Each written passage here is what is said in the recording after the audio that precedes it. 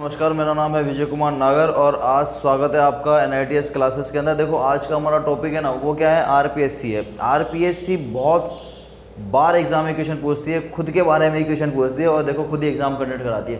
तो RPSC से related आपको जितने भी फैक्ट्स इंपॉर्टेंट है एग्जाम से रिलेटेड, मैं आज सारे आपको बताने वाला हूँ और एक भी क्वेश्चन जो है वो आपका यहाँ से बाहर नहीं जाएगा। तो ये क्लास पढ़ने का मतलब है आपका RPSC वाला टॉपिक कंप्लीट। ठीक है, देखो स्टार्टिंग से देखते हैं। देखो नाम क्या है, राजस्थान लोक सेवा आयोग। इसका मतलब एक पर्टिकुलर क्या होगा, एक ऐसा डिपार्टमेंट जो कि क्या करता है, राजस्थान में जितने देखो राजस्थान में क्या है, बहुत सारी जगहों पे क्या है, प्रशासनिक सेवाओं के लिए लोगों की आवश्यकता पड़ती है। ठीक है, ताकि जो है प्रशासन को सुदृढ़ रूप से चलाया जा सके और प्रशासन को अच्छे से संभालने के लिए हमें किन जरूरत पड़ेगी, एम्प्लॉयज़ की जरूरत पड़ेगी। तो वो जो एम्प्लॉय है ना, उनको लाने के लिए क्या होती है, एक पर्टिकुलर परीक्षा कराई जाती है। उस परीक्षा को कराने का काम कौन कर रहा है, ये डिपार्टमेंट कर रहा है। बात समझ में आ गई। तो ये क्या करता है, सिलेक्टेड लोगों को लेता है और डिपार्टमेंट में क्या करता है, बिठाता है एक पर्टिकुलर पोजीशन पे और उस पोजीशन पे बिठाने के बाद उन लोगों को क्या दिया जाता है, प्रशासनिक कार्य दिए जाते हैं। ठीक है, प्रशासनिक कार्य देने के बाद उनको प्रशासन में क्या किया जाता है, देखो प्रशासनिक कार्य मिल गए, प्रशासनिक कार्य मिलने के बाद जो है प्रशासन व्यवस्था आपकी चलने लग जाती है। तो एक तरह से राज्य की प्रशासनिक व्यवस्था बहुत अच्छे से चले, इसके लिए कौन सा आयोग बनाया गया है, RPSC आयोग बनाया गया है। और ये जो है आप जैसे लोगों में से ही किसी न किसी लोगों को क्या करती है, पर्टिकुलर लोगों को सेलेक्ट करके जो है डिपार्टमेंट में बिठाती है और डिपार्टमेंट में बैठने के बाद जो है आप प्रशासन में अपना सहयोग करते हो। ठीक है, ये बात समझ में आ गई। अब ये बना कैसे, कब बना, कैसे बना, संविधान में क्या उल्लेख है, इसमें जो बनते हैं अध्यक्ष जो होते हैं वो कौन होते हैं, कितने साल के लिए होते हैं, इनकी एज कितनी हो सकती है लास्ट, इनको हटाया कैसे जा सकता है, पूरी डिटेल पढ़ेंगे। ईजी देखो आज तो इसकी मतलब ये जो नाम है ना, ये आया कहाँ से है, ये आया देखो 1929 से। ठीक है, 1929 में देखो एक कमीशन आया था, कमीशन का नाम है ली कमीशन।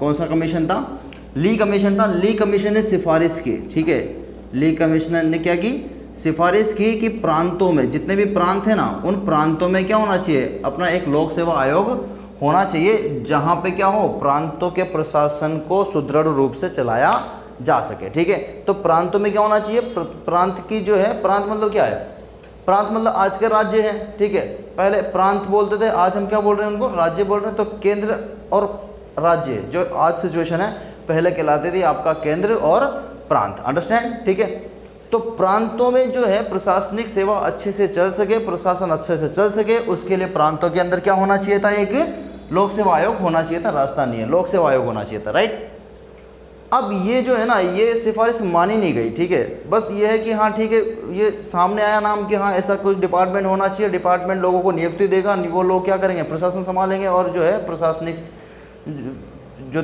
कार्य हैं आपके बहुत अच्छे से होंगे। लेकिन ये जो है सिफारिश एक तरह से क्या हो गई, नेगलेक्ट हो गई, माना नहीं किसी ने। ठीक है, फिर आगे जाके जो है क्या हुआ, देखो राजस्थान में आगे जाके क्या हुआ, सन 1939 में। ठीक है, कौन से सन में, सन 1939 में क्या होता है, देखो सन 1939 में जोधपुर, ठीक है, आपको याद रखना है, ये नाम याद रखना इंपॉर्टेंट है। ठीक है, तो सन 1939 में जोधपुर जो हमारा राजस्थान का है ना, हमें देखो राजस्थान से रिलेटेड डेटा याद रखना है, तो हम राजस्थान का ही देखेंगे।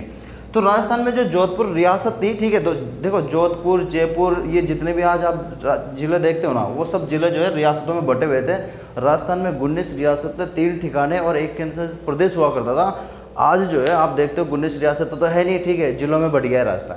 तो 33 जिले आप आज सिचुएशन देखते हो, 7 संभागों का आपका राजस्थान आपको देखने को आज मिलता है। ठीक है, तो ये जो सिचुएशन थी ना, तो कुछ ऐसा था कि 1939 में क्या हुआ था, जोधपुर में। ठीक है, तो जोधपुर ने क्या किया था, अपना खुद का जो है वो क्या कर लिया, एक लोक सेवा आयोग बना लिया। ठीक है, अब जोधपुर को देखने के बाद ही क्या हुआ, 1940 में जयपुर ने भी कहा ठीक है, हम भी हमारा खुद का क्या बनाएंगे, एक लोक सेवा आयोग बनाएंगे, ताकि हमारे क्षेत्र में क्या हो सके, प्रशासन बहुत अच्छे से चल सके। हम लोगों को क्या करेंगे, नियुक्ति प्रदान करेंगे और वो लोग जो है वो प्रशासन को संभालने का काम करेंगे। ये काम हुआ। बात समझ में आ गई बेटा।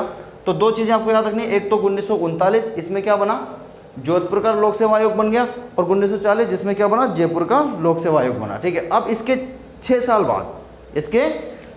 बाद 1946 में, ठीक है, 1946 में बीकानेर ने भी अपना खुद का क्या बना लिया, एक स्वयं का लोक सेवा आयोग तैयार कर लिया।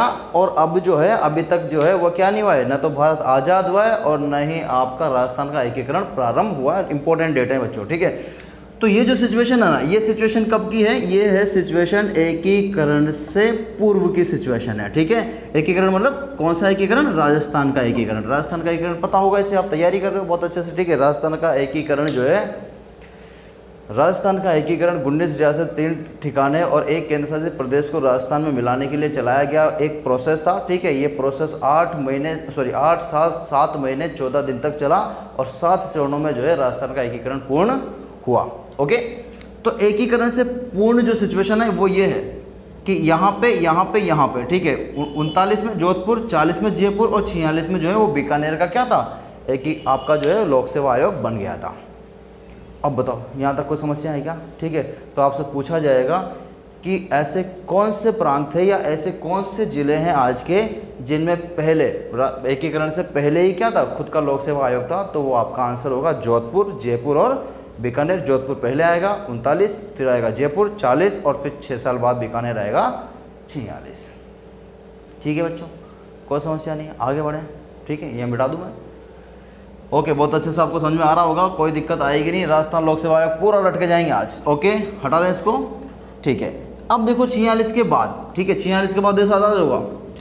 देश आज़ाद होगा 1947, याद होना, 15 अगस्त 1947, ठीक है। और 17 अगस्त को जो है आपके राजस्थान में और पाकिस्तान के बीच में क्या खिंच जाएगी? एक बॉर्डर खींच जाएगी, जिसको आप बोलते हो रेड क्लिफ रेखा। सीरियल रेड क्लिफ द्वारा खींची गई 17 अगस्त 1947 को रेखा, याद रखना, ठीक है। चलो देखो, अब आ जाते हैं। अब क्या हुआ? अब भारत आज़ाद होगा। भारत आज़ाद होगा तो फिर राज्यों का गठन प्रारंभ हो जाएगा। तो राज्यों का गठन जो है प्रारंभ होने के बाद तो फिर राजस्थान का गठन भी प्रारंभ होगा। राजस्थान का गठन प्रारंभ होता है 18 मार्च 1948 से जो है वो राजस्थान का क्या प्रारंभ हो जाता है? गठन जो है वो प्रारंभ हो जाता है। मतलब क्या स्टार्ट हो गया इस दिन बच्चों? इस दिन स्टार्ट हो गया एकीकरण। ठीक है, बात समझ में आ गई? राजस्थान का एकीकरण मतलब 19 रियासतों में बटा हुआ राजस्थान, 3 ठिकानों में बटा हुआ राजस्थान, एक केंद्र शासित प्रदेश वाला राजस्थान जो है अब राजस्थान बनने की प्रोसेस में स्टार्ट हो जाता है। ठीक है, अब तक जो है क्या था? अब तक रियासतें हुआ करते थे, ठिकाने हुआ करते थे, एक आपका जिले विले कुछ थे नहीं। ठीक है, रियासतों में बटा हुआ था।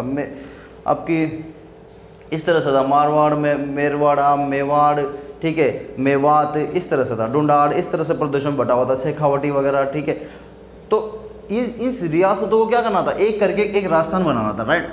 तो 1948 से प्रोसेस चालू। 1 नवंबर 1956 को ये प्रोसेस क्या हो जाता है? पूर्ण हो जाता है। मतलब एकीकरण उस समय क्या हो गया? पूर्ण हो गया। ठीक है, ये जो काम चला है ना, ये काम चला है बच्चों कितने चरणों में? 7 चरणों में। वैसे देखो तैयारी कर रहे हो बहुत अच्छे, तो आपको पता होगा 7 चरण कौन से हैं, लेकिन फिर भी फटाफट लिख देता हूँ। ठीक है, जल्दी से लिख देता हूँ क्योंकि वहाँ से रिलेटेड निकालेंगे फैक्ट्स को। देखो होता क्या है,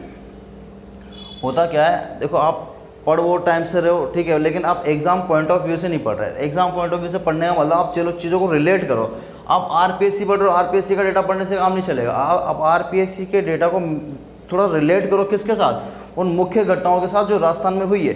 तो राजस्थान में सबसे मुख्य घटना तो एकीकरण ही है, एकीकरण ही बच्चों। ठीक है, तो एकीकरण के साथ जोड़ के पढ़ेंगे किसको? आरपीएससी को, क्योंकि आजकल आरपीएससी जो क्वेश्चन कर रही है वो रिलेटेड क्वेश्चन करती है। रिलेटेड मतलब वो पूछती है कि भाई जब ये हो रहा था, जब आरपीएससी गठित हो रही थी, उस समय राजस्थान का कौन सा चरण चल रहा था, पूछा जाता है। उस समय राजस्थान में क्या सिचुएशन थी, उस समय कौन पीएम था, कौन आपका राज प्रमुख था, इस तरह से पूछा जाता है। तो एकीकरण जो है बच्चों, मैं एकीकरण का अलग से एक वीडियो लेके आऊँगा, लेकिन फिलहाल जो है आपको जल्दी से मैं आपको रिकॉल कराता हूँ। ओके, देखो 18 मार्च 1948 को, ठीक है, ये पहला चरण होगा। दूसरा चरण 25 मार्च 1948 को दूसरा चरण होगा। तीसरा 18 अप्रैल 1948 को तीसरा चरण होगा। चौथा 30 मार्च 1949 को चौथा चरण होगा। पांचवा, अब देखो पांचवा तो आराम से याद हो जाएगा। देखो मैं पहले इतना याद कराता हूँ आपको, फिर उसके बाद पांचवा भी आपको याद कराऊँ। देखो कैसे याद रखना है, इन 3 को एक साथ याद रखना। देखो 48 48 48, तो स्टार्टिंग के तीनों में क्या आएगा?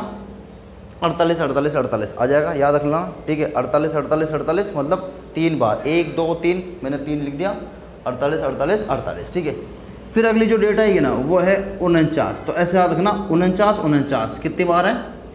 2 बार। फिर अगली जो डेट आएगी वो छठे चरण की आएगी, वो है 1949। 50 एक बार, ठीक है। तो आपके जो सन है ना ऐसे याद होंगे आपको, 48 48 48 3 बार, 49 49 2 बार और 50 एक बार, 48 49 50, आराम से याद रख लेना। 48 49 50 क्रम है पूरा का पूरा, और कैसा क्रम है, 3 2 1। तो याद हो गया बच्चों आपको, ठीक है। 3 2 1 का क्रम है, 3 2 1, आराम से याद हो जाएगा, ठीक है। फिर बचा 7वां क्रम, 7वां तो याद ही नहीं करना, 1 नवंबर 1956, ये आपका 7वां क्रम है, इसको तो आपको याद करने की जरूरत नहीं है। अब देखो देखो, जब एकीकरण लाऊंगा ना तो इतने डीप कंटेंट के साथ लेके आऊँगा कि आपके जो आरपीएससी आप पेपर दे रहे हो ना, ठीक है, कहीं से भी आ जाए क्वेश्चन, ठीक है, निकलेगा नहीं बाहर, कहीं से भी आ जाए। देखो तो आपको क्या करना है, अब देखो 5वीं से 6ठी की डेट याद करनी है ना, इनकी डेट भी याद कराऊंगा बेटा। अभी देखो ऐसे डेट याद करना, मार्च मार्च अप्रैल मार्च, चलो बोलो, मार्च मार्च अप्रैल मार्च, आराम से याद हो जाएगा। मार्च मार्च अप्रैल मार्च, 3 4 बार बोलोगे आराम से याद हो जाएगा। मार्च है फिर अप्रैल है फिर वापस मार्च है, तो 4 हो गया, मार्च मार्च अप्रैल मार्च, क्लियर हो गया, ठीक है। तो आपके 4 चरण की डेट होगी, मार्च मार्च अप्रैल मार्च, और आपको वो मैंने सन का बता दिया, 3 2 1 48 48 48 3 बार, 49 49 2 बार, 50 एक बार, ठीक है। फिर लास्ट वाला तो आपको पता है सही, यहाँ का सन आपको याद हो जाएगा, ठीक है, क्योंकि ये इंपॉर्टेंट सन है, इस दिन एकीकरण क्या हो जाता है, पूर्ण हो जाता है। फिर महीने मार्च मार्च अप्रैल मार्च, अब देखो पाँचवा चरण 5वां महीना, तो 5वां महीना कौन सा है, मई, याद हो गया। तो पहले 4 हो गए, मार्च मार्च अप्रैल मार्च, और 5वां चरण 5वां महीना, ऐसे याद रखना है, ठीक है। याद हो रहा है, कोई दिक्कत नहीं आ रही है बच्चों। 5 देखो यहाँ से भी क्वेश्चन आता है, ये बड़ा फैक्ट है, ठीक है, एग्जाम में बहुत बार यहाँ से क्वेश्चन आता है, तो हम चाहते हैं कि इसके साथ ही ये भी सल्टा दें, ठीक है। तो मार्च मार्च अप्रैल मार्च याद हो गया, और जो है 5वां महीना 5वां चरण, ठीक है, तो मई हो गया, ओके।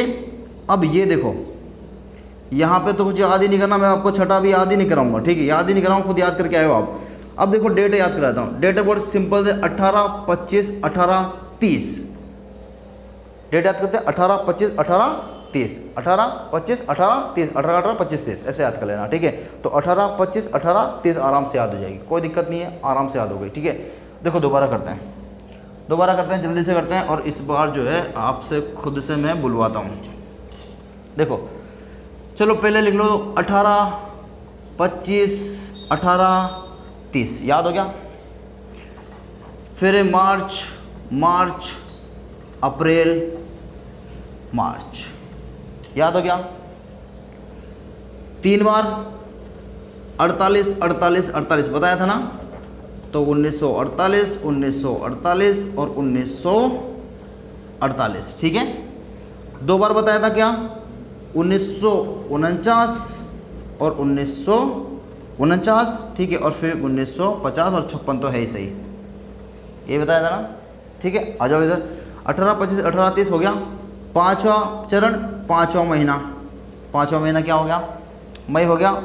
देखो 5वां महीना 5वां चरण याद हो गया आपको, 5 5 और इधर भी 5, लेकिन ये 5 के आगे 1 लगा लेना, 15 हो गया, ठीक है, बड़ा आसान है, ठीक है। 5वां चरण 5वां महीना, 5 से रिलेटेड डेट 15, याद हो गया, ठीक है। छठी याद ही नहीं करनी, छठी संविधान लागू होने की डेट, ठीक है, छठी जो है वो कौन सी डेट है, संविधान लागू होने की डेट। इस दिन जो है भारत का संविधान क्या हुआ, लागू हुआ, 26 जनवरी 1950। भारत का संविधान पारित हुआ 26 नवंबर 1949, और संविधान लागू हुआ 26 जनवरी 1950, ठीक है। जिस दिन लागू हुआ उस दिन गणतंत्र दिवस, जिस दिन पारित हुआ 26 नवंबर 1949, पारित होने की डेट संविधान दिवस, ठीक है। तो 26 जनवरी का दिन, ठीक है, 26 जनवरी 1950, और इस दिन जो है हमारा संविधान क्या हुआ, लागू हुआ। कौन सा चरण चल रहा था राजस्थान में, छठा चरण चल रहा था, जब संविधान क्या हुआ, लागू हुआ। बात समझ में आ रही है बेटा, डीप कंटेंट है, डीप क्लास चलेगी, और डीप पढ़ रहे हो, डीप पढ़ो, एक बार पढ़ो और लास्ट बार पढ़ो, ऐसा होना चाहिए, ऐसा नहीं कि बार बार पढ़ रहे हैं, ठीक है। तो जब भारत का संविधान लागू हुआ उस दिन जो है कौन सा चरण चल रहा था, राजस्थान के एकीकरण का छठा चरण चल रहा था बच्चों। और 7वां चरण याद ही नहीं करना, 1 नवंबर जो है 1956 को है एकीकरण, इस दिन क्या हो जाता है आपका, पूर्ण हो जाता है। यहाँ से आपको चीज़ें आ जाएगी, ठीक है। एग्जाम में बहुत सारे क्वेश्चन यहाँ से पूछे जाते हैं, इस टेबल से बहुत सारे क्वेश्चन आते हैं बच्चों, क्लियर हो गया। अब देखो क्या है, अब ये क्यों बताया एकीकरण? एकीकरण बताने का काम ही नहीं था, ठीक है। आरपीएससी पढ़ा रहे हैं, एकीकरण का क्या काम आ गया? लेकिन अब देखो, अब आपको पता चल जाएगा कि हाँ इसलिए पढ़ाया, ठीक है। देखो एकीकरण जो बना ना बच्चों, एकीकरण बना 16 अगस्त को। कौन से अगस्त को? 16 अगस्त 1949 को जो है आरपीएससी, एकीकरण बोला क्या मैंने? आरपीएससी का गठन होता है। आरपीएससी का क्या होता है बच्चों? गठन होता है, ठीक है। गठन की डेट देखो कौन सी है? 16 अगस्त 1949। हमने क्या बोला था? रिलेट करके पढ़ेंगे, ठीक है। अब देखो यहाँ से कुछ क्वेश्चन जो है निकल के आते हैं, ठीक है। थोड़ा सा मैं शॉर्ट में लिखता हूँ। 16 अगस्त 1949 को क्या होता है? आरपीएससी का क्या हो जाता है? गठन होता है। अब देखो कौन सा चरण चल रहा है उस टाइम पे? देखो चरणों की डेट अभी सामने ही है, बताओ कौन सा चरण चलेगा? देखो 48 48 48 49 49, दो जगह 49 है, इसका मतलब या तो चौथा या फिर पांचवा। अब देखो कौन सा महीना चल रहा है? अगस्त। महीने गिनाए थे ना, मार्च अप्रैल मार्च। चौथे चरण में कहाँ आएगा? मार्च आएगा। अब मार्च के बाद जो है क्या चालू हो जाएगा? पांचवा चरण चालू हो जाएगा। तो पांचवें चरण का देखो मार्च के बाद क्या आता है? अप्रैल मई जून जुलाई अगस्त, मतलब अगस्त जो है वो चौथे चरण के बाद आएगा। मतलब कौन से चरण की बात हो रही होगी? पांचवें चरण की। बात समझ में आई? ठीक है भाई। तीसरा चरण कंप्लीट हुआ कब? तीसरा चरण कंप्लीट 30 मार्च 1949 को तीसरा चरण कंप्लीट। फिर कौन सा चरण? तीसरा चरण तो यहाँ कंप्लीट, चौथा चरण यहाँ कंप्लीट और पांचवा चरण यहाँ कंप्लीट। लेकिन अब ये इसके बाद का जो डेटा है वो कौन सा चरण में चल रहा है? पांचवें में तो चल रहा है ना बच्चों, ठीक है। तो पांचवा चरण जो है वो है 15 मई। एक सेकेंड रुको, थोड़ा डिस्टर्बेंस है बच्चों, ठीक है। एक सेकेंड रुक जाते हैं, चलो ठीक है, डिस्टर्बेंस ओवर। पांचवा चरण, ठीक है। देखो आप देखो कौन सी डेट को कंप्लीट हुआ है? 15 मई को कंप्लीट हुआ है। कब से? मार्च के बाद, ठीक है। मार्च के बाद जो चलेगा वो पांचवा चरण चलेगा। समझ में आ गया ना आपको? ये पूर्ण होने की डेट है। चरण क्या हो रहा है? ये कंप्लीट हो रहा है। अब इस कंप्लीट होने के बाद कौन सा चरण चालू हो गया? पांचवा चालू हो गया। तो पांचवा जो चलेगा उस बीच में ये डेट आएगी नहीं आएगी? आएगी ना। मार्च के बाद आएगी। मार्च के बाद अप्रैल मई जून जुलाई अगस्त, 4-5 महीने बाद आपको ये डेट मिलेगी नहीं मिलेगी? मिलेगी। तो आपको ये याद रखना है कि जब इसका गठन हुआ था आरपीएससी का, उस समय राजस्थान के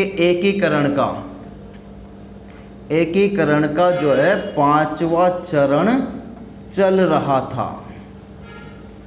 बहुत इंपॉर्टेंट है, एग्जाम में ऐसे ही क्वेश्चन आपसे पूछे जाते हैं। उस टाइम पे जो है कौन सा चरण चल रहा था बच्चों? पांचवा चरण आपका चल रहा था जब आरपीएससी का क्या हो रहा था? गठन हो रहा था। याद रख लोगे।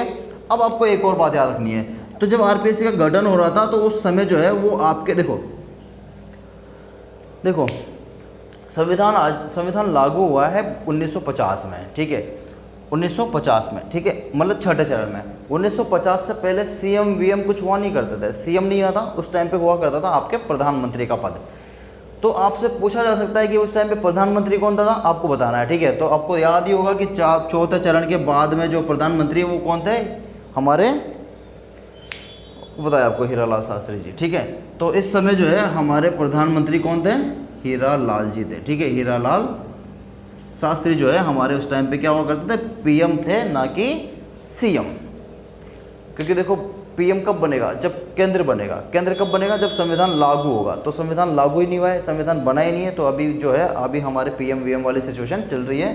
राज्यपाल वगैरह कोई पद नहीं है अभी, ठीक है बच्चों। ये बात आपको समझ में आ गई होगी। अब देखो 16 अगस्त को गठन होता है किसका? आरपीएससी का। ये बात क्लियर होगी। एक और डेट आती है निकल के आपके 20 अगस्त 1949 को जो है इस एक्ट को, ठीक है, इस डिपार्टमेंट को जो है ऑफिशियली घोषित कर दिया जाता है। मतलब ये इसको जो है राजपत्र में जो है एंटर कर दिया जाता है, राजपत्र में, ठीक है। तो राजपत्र में जो है शामिल जो है इसको कब किया जाता है? 20 अगस्त की डेट को किया जाता है। और इसी डेट को जो है राजस्थान लोक सेवा आयोग का जो है प्रारंभ माना जाता है। तो अगर एग्जाम में 2 डेट आ गई तो क्या करोगे भैया? 2 डेट आ गई एग्जाम में, ये भी आ गया, 16 अगस्त भी आ गया, 20 अगस्त भी आ गया, फिर क्या करोगे? देखो उसने बोला कि राजस्थान लोक सेवा आयोग का कब गठन हुआ? आपको दोनों दे दिया, 16 अगस्त को और 20 अगस्त को। तो देखो 16 अगस्त को गठन हुआ, ये 100% श्योर है, ठीक है। लेकिन उसको जो ऑफिशियली मान्यता जो मिली वो कब मिली? 20 अगस्त को मिली।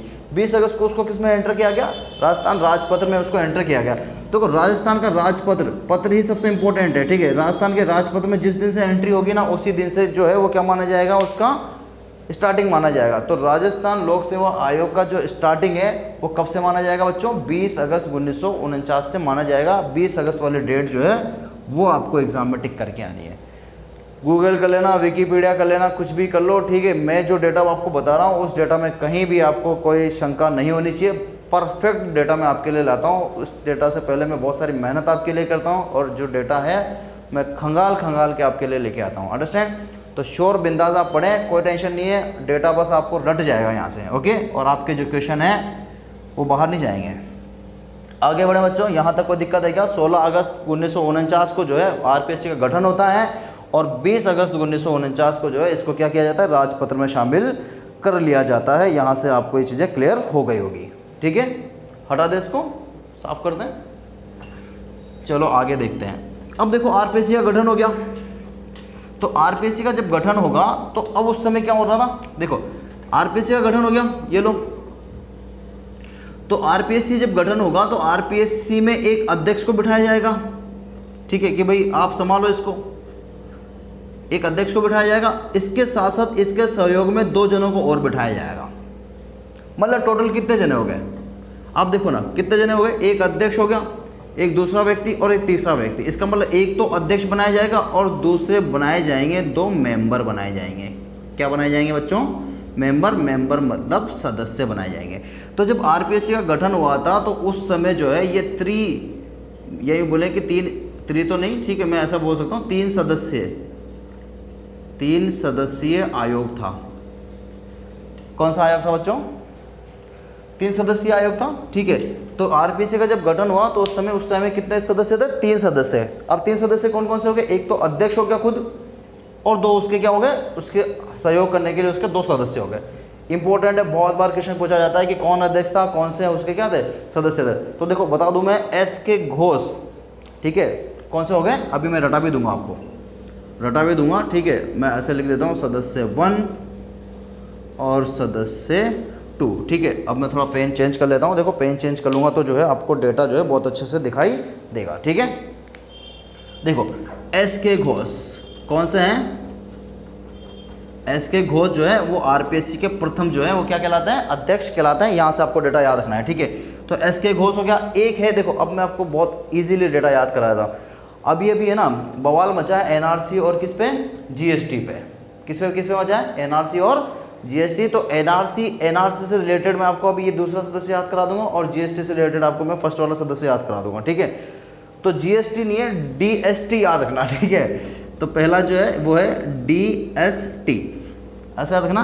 और इसका तो एनआरसी है, ऐसे है। तो 2 सदस्य हो गए बेटा, एक तो डीएसटी और दूसरे हो गए एनआरसी। अब देखो फुल फॉर्म बता दूंगा, नहीं तो आप एनआरसी सीए करने लग जाओगे, ठीक है। तो एनआरसी, ठीक है, एनआर चंदोरकर, ठीक है। एनआर को अपनी जगह पे रखो, सी को बदल दो किसमें? चंदोरकर में। हो गया ना एनआरसी? कोई दिक्कत है क्या बेटा? देवी शंकर, बस डी को आपको क्या करना है? देवी शंकर तिवारी, ठीक है। कौन सा याद रखना है आपको? देवी शंकर तिवारी। हो गया ना जीएसटी? जीएसटी नहीं, ये है डीएसटी, ऐसे याद रख लेना, ओके। तो आपको आराम से जो है ये याद हो जाएगा, कोई दिक्कत यहाँ से नहीं आएगी। बताओ कोई समस्या है क्या? ठीक है। सबसे पहला तो हो गया हमारा अध्यक्ष कौन हो गया? आरपीएससी के अध्यक्ष हो गए SK घोष। 2 सदस्य हो गए, एक तो देवी शंकर तिवारी और एक हो गए NR चंदोरकर। NR चंदोरकर को कैसे याद रखोगे? NRC से याद रखना, ओके। देवी शंकर तिवारी को कैसे याद रखोगे? DST। वैसे देखो लगा है GST, लेकिन आपको याद रखना है DST। और कभी भी नहीं भूलोगे, मैं गारंटी बोल रहा हूँ कि आप जो है कभी भी ये डेटा नहीं भूलोगे। अंडरस्टैंड? तो आपको देखो यहाँ से इंपॉर्टेंट है, 16 अगस्त की डेट इंपॉर्टेंट है। 1949 को आरपीएससी का गठन होता है, ठीक है। और अब मैं आगे दिखाता हूँ आपको।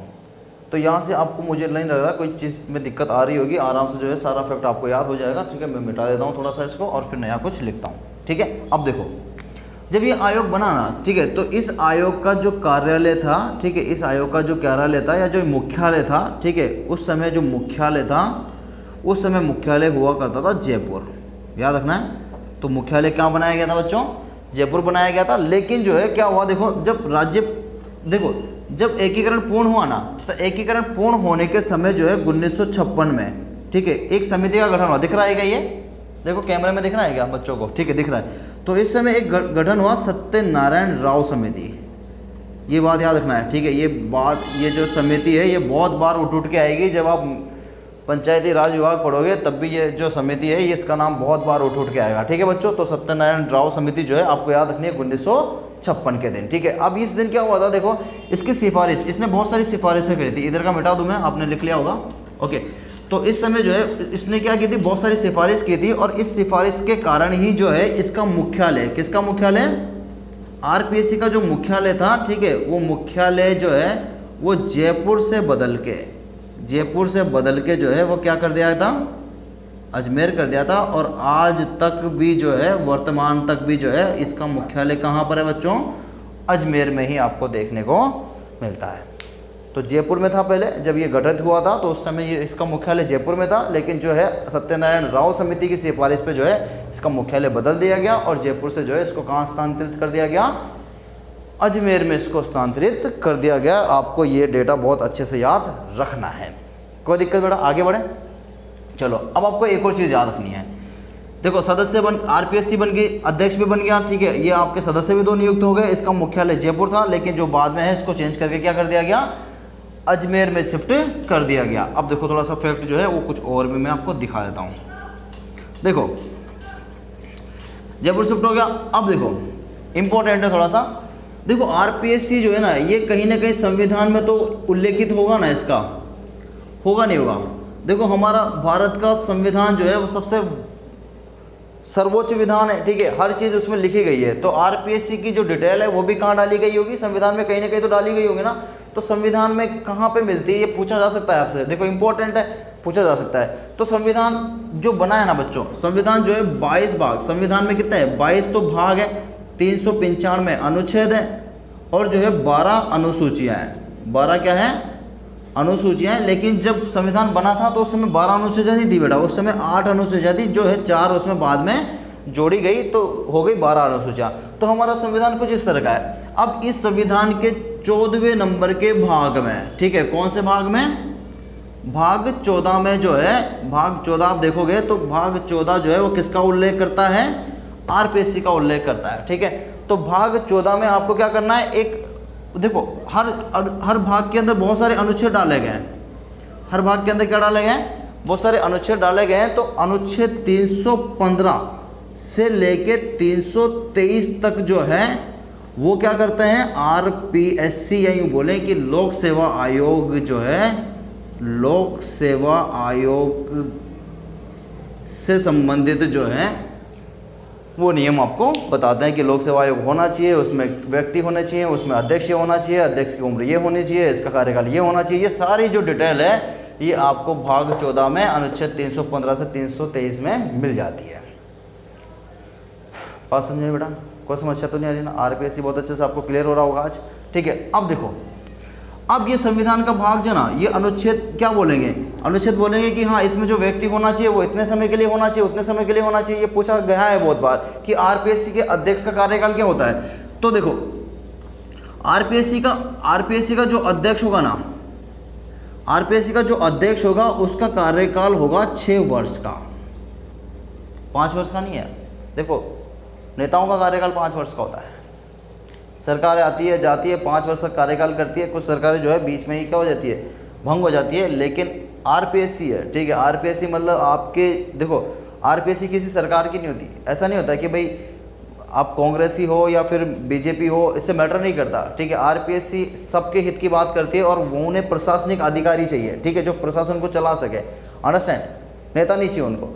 तो आरपीएससी जो है किसी सरकार की नहीं होती है। आरपीएससी में जो है अध्यक्ष जो बनता है ना वो बहुत सीनियर बंदा होता है, ठीक है, सीनियर पोजीशन वाला व्यक्ति होता है। जैसे कि फर्स्ट वाले जो बनाए गए थे, फर्स्ट वाले कौन बनाए गए थे, एसके घोष बनाए गए थे, वो जज थे, वो क्या थे, जज थे, ठीक है, सीनियर जो है वो जज थे, उनको बनाया गया था। इसकी उम्र जो है ना, इनकी जो अध्यक्ष की उम्र है, या तो देखो 6 साल का कार्यकाल होता है इनका, 6 साल, या फिर जो है 62 वर्ष जो है, 62 वर्ष तक ये अपने कार्यकाल पे रहते हैं। ये बात याद रखनी है, 6 ऐसे याद रख लेना, 2 बार है, 6 कितनी बार है, 2 बार है तो 6 6 2 बार है, याद हो जाएगा बच्चों, ठीक है।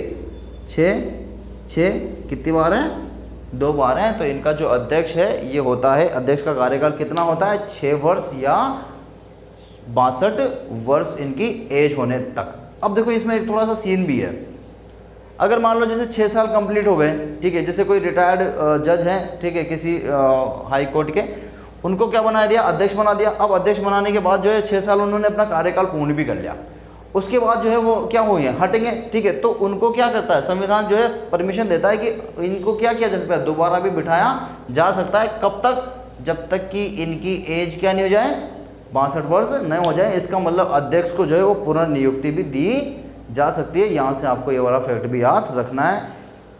बहुत सारे फैक्ट जो है देखो मैं लेके आया हूँ, और आज काफ़ी इंपॉर्टेंट जो है आपकी क्लास हो रही है। मुझे नहीं लग रहा यहाँ से कोई क्वेश्चन जो है वो बाहर जाने वाला है। आप स्क्रीनशॉट लेना चाहो तो ले लो, इंपॉर्टेंट फैक्ट्स है, ठीक है। देखो अब बहुत बार क्वेश्चन है ना, यहाँ ऐसे भी पूछा जाता है, ठीक है, ऐसे भी पूछा जाता है कि राजस्थान का जो आरपीएससी है, ठीक है, उसमें कौन अध्यक्ष अभी है, कौन अध्यक्ष पहले था। तो थोड़ा सा मैं आपको जो है टेबल फॉर्म में दिखा देता हूँ। देखो एक तो आपको याद रखना है अध्यक्ष, ठीक है, कौन सा, प्रथम।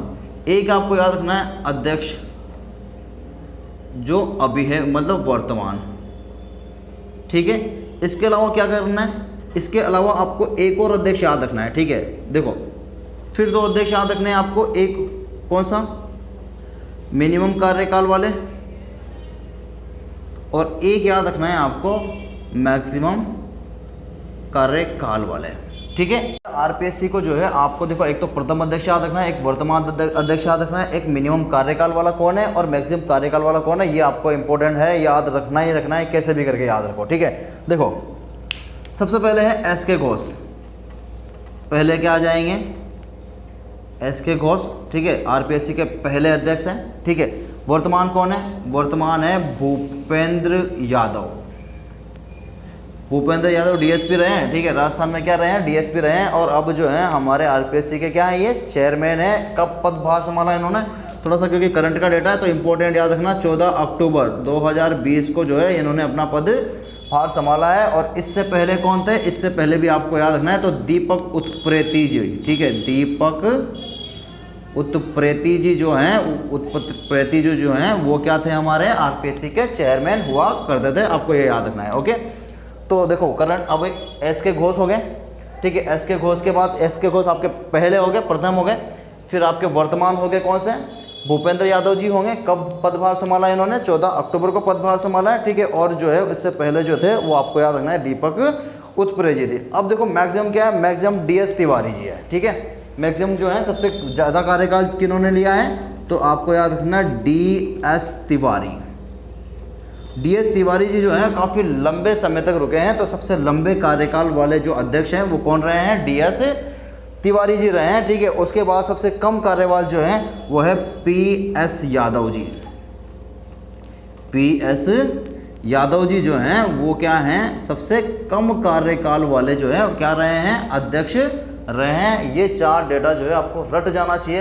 राजस्थान लोक सेवा आयोग का जो गठन है वो होता है आपका 16 अगस्त 1949 को, 20 अगस्त 1949 को जो है ये क्या होता है, प्रभावी होता है, मतलब राजपत्र में जो है इसकी एंट्री हो जाती है, ठीक है, 1900, ठीक है, ये है। अब देखो जब से लेके अब तक, ठीक है, उस समय जो है अध्यक्ष कौन बने, ये बने।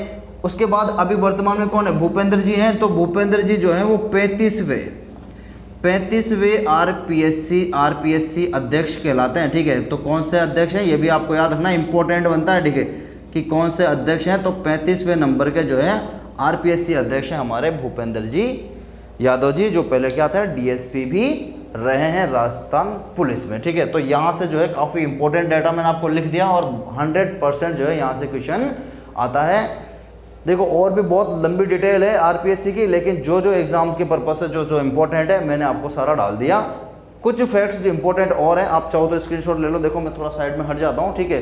तो इम्पोर्टेंट फैक्ट देखो मैंने सारा बता दिए, कहाँ से कब कब बना, इस दिन बना, ठीक है। कब से प्रारंभ हुआ, तो 19 अगस्त 1949 से राजपत्र में शामिल हो गया। अध्यक्ष एस.के. घोष जी थे, ठीक है।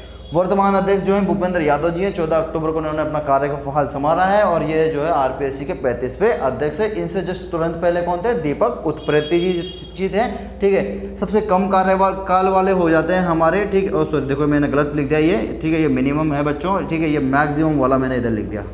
ये मैक्सिमम कार्यकाल वाले हैं डीएस तिवारी। सबसे ज़्यादा जो है वो कौन रुके हैं, डीएस तिवारी जी रुके हैं। और सबसे कम जो है वो हैं आपके पीएस यादव जी, सबसे कम है बच्चों, ठीक है, सबसे कम। और ये हो गए आपके सबसे लंबे कार्यकाल वाले, सबसे लंबे कार्यकाल वाले जो व्यक्ति हैं वो हो गए आपके डीएस तिवारी जी, ठीक है। सबसे लंबे कार्यकाल वाले अध्यक्ष। बताओ कोई दिक्कत नहीं होनी चाहिए ना यहाँ से, ठीक है। आरपीएससी का डेटा देखो मैंने आपको जो जो इंपॉर्टेंट एग्जाम के पर्पज से बनता है सारा बता दिया। 6 साल का इनका कार्यकाल होता है या फिर आपका 62 वर्ष जो इनकी उम्र का कार्यकाल होता है। इनको जो है दोबारा से क्या किया जा सकता है, नियुक्त भी किया जा सकता है। अनुच्छेद संविधान के भाग 14 में अनुच्छेद नंबर 315 से लेकर 323 तक जो है वो आरपीएससी नहीं, लोक सेवा आयोग का जो है उल्लेख आपको वहाँ पे देखने को मिलता है। तो मुझे लग रहा है आई होप आपका जो डेटा है वो यहाँ से 100% जो है इससे बाहर जाएगा नहीं। फिर भी जो है आरपीएससी रिलेटेड कुछ और फैक्ट हैं, देखो ऑफलाइन क्लासेस में मैं काफ़ी बता सकता हूँ, लेकिन एग्जाम से रिलेटेड मैंने आपको सारा बता दिया। आप इसी तरह से चैनल पर बने रहें, सब्सक्राइब करें, लाइक करें, शेयर करें और आगे जो है नेक्स्ट क्लासेस देखने के लिए आप कंटिन्यू मेरे चैनल से बने रहें। Thank you very much.